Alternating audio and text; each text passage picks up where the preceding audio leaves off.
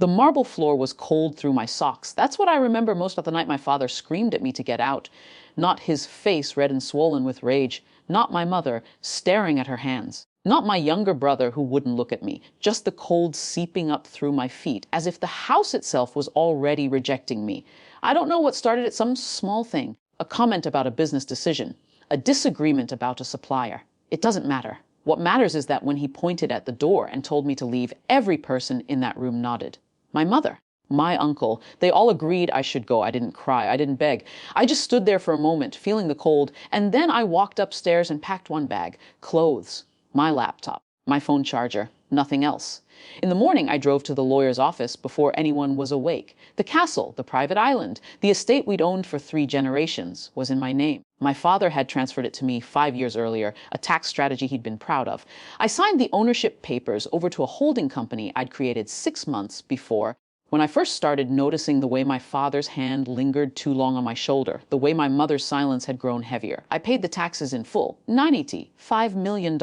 Money I'd earned quietly over years of building my own investments, my own companies, my own life outside the family's shadow. Then I walked out of the lawyer's office, got in my car, and drove to the airport. I didn't say goodbye to anyone. I didn't leave a note. I just left. For a year, I lived in a small apartment in a city where no one knew my name. I worked. I walked. I learned to cook. I learned to sleep through the night without dreaming of that cold floor.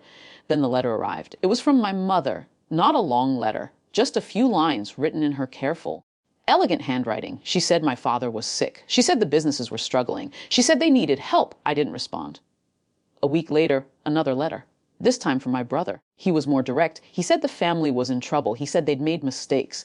He said they needed me to come back. I didn't respond to that one either. 2 weeks after that, my father called.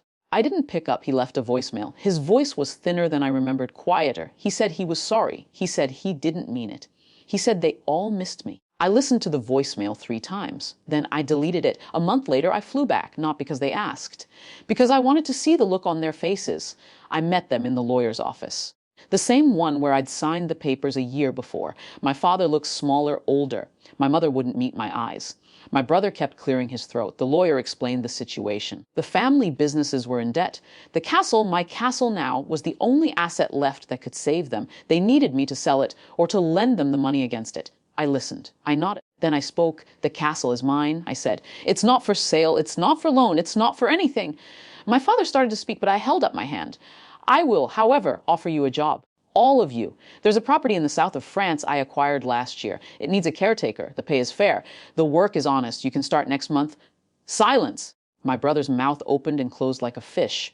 My mother's face went pale. My father just stared at me, his eyes wet. That's the offer, I said. Take it or leave it. I stood up. I shook the lawyer's hand. I walked out of the office.